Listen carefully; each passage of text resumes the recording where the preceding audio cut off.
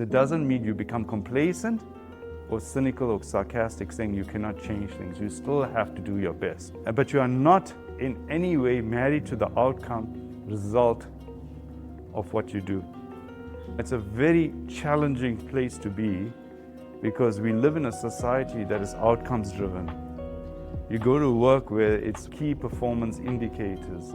You get told it's up or out. You are very results driven. You have outcomes based education.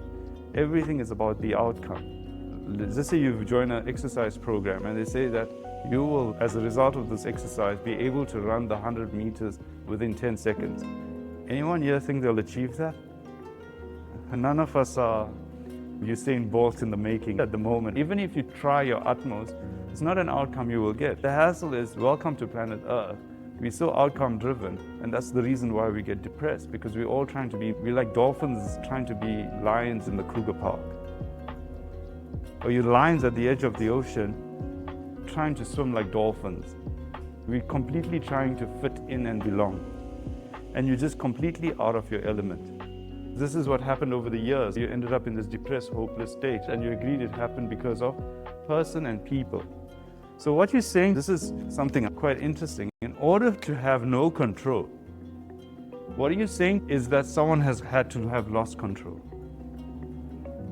In order to be abusive, you've got to find someone who's prepared to be abused. In order to feel a victim, someone has to victimize. In order to be greater than others, I'll show you who's in charge, you have to have someone who's prepared to be overwhelmed, overburdened. In order to be dangerous, you've got to find someone who's passive. In order to be the frog, you've got to find a scorpion. In order to be a hammer, you need a nail. In order to be a punching bag, you need someone who's prepared to box. If you don't believe me, if you have that 5-year-old or 7-year-old, even a 10-year-old, leave them at home today, give the guy a hammer for the day, and go home in the evening. What do you think will happen between him and the hammer?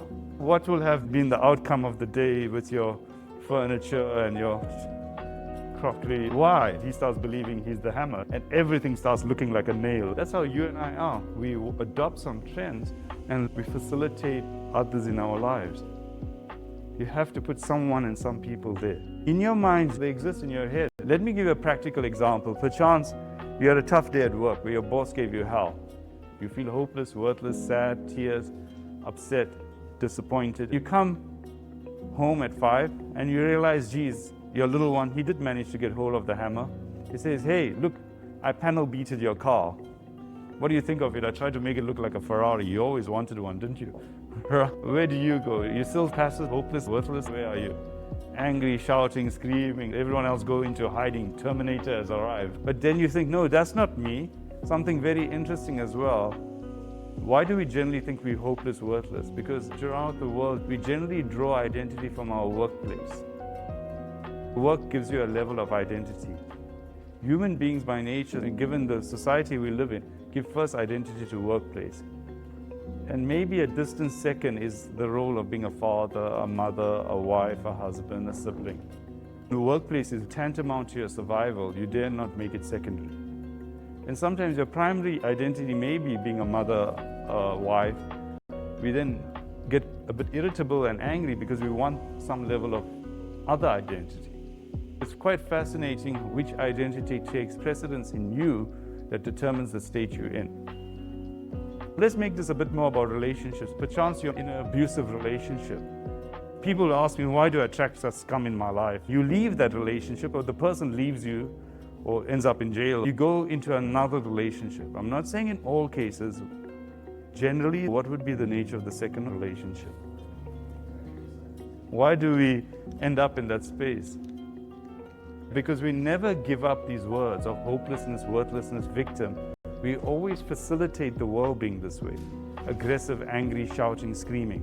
I'll give you a practical example. We're driving and we pull up at the top of the off-ramp of the freeway. We had the windows wide open because it was a nice day. And we pull up at the off-ramp and someone's walking towards our car and our windows are wide open. What do you instinctively do? What made you close your windows? Fear, getting someone to be angry with you or react to you in an angry manner. We go instinctively into roles and identities. You don't even think about it. You and I are constantly in a fight, flight, fright mode. That's why we get lifestyle illnesses, because our adrenaline and cortisol is coursing through our body to react to this world. Everyone in our lives becomes what I call tugs of war. We're both tugging at each other. I will pull you or push you in some direction or other. You either succumb to me or you will try and overwhelm me. And we all play this game. For every action, there has to be an equal and opposite reaction. It's complete Newtonian physics. This happened, therefore I will do that. 99% of conflicts in the world is for every action there has to be a reaction. And we then try to work out which was the original action. We have no clue because we got lost in history. We fight for our victimhood. We argue for our limitations. We shout out loud that this is all we can be. We refuse to let go. Why? We become comfortable and secure in pain and hardship. So why must I let go of comfort and security? You know the world as it is. Now you got to change the world. Now you got to act empowered. That's tough, man. Why must we be empowered? It gives you more responsibility, and we don't like responsibility. Sometimes it's better if someone else takes responsibility, because then it means growth. It means shifting out of the space you're in. It becomes painful. Why must I move? It becomes a fight for power, and it's all just all over the show. And you're trying to find calm, control, balance in the relationship.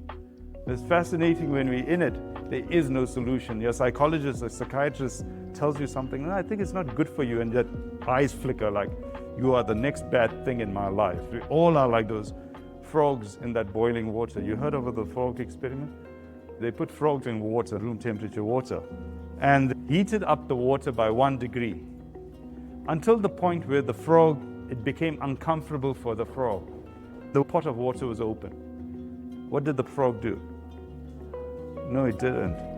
Eventually it boiled. You and I become like that. Then they took frogs and they put them in uncomfortable water, and they immediately jump out. You and I become acclimatized to pain and hardship. The reason the experiment was done was not to check when the frogs jump out. It was done for other reasons. And it was found frogs are not jumping out. You and I are like that. We stay in nasty situations. We just stick in situations. And we don't realize this. We sometimes are killing ourselves slowly. Our adrenaline levels are high. We're in a constant panic state. We accept it as normal. What you and I have done is we've given people meaning, value, importance in our lives. And you decide, based on some song, you rock my world, you my everything.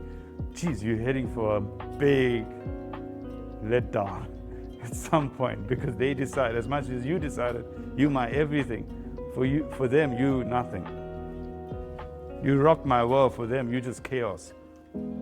You 1, 2, 3 times my lady, you're like 1, 2, 3 times nothing in my life. That's where it all gets out of shape. You cannot be a reaction to the person or people. It doesn't mean you not care. No, you absolutely care. You actually give absolute compassion, kindness, but with no expectation from anyone. You see yourself as equal to others in your life. The best English word I can think of, assertiveness. You got to fundamentally believe in yourself. Along the lines of assertion is being authentic and in alignment with who you truly are.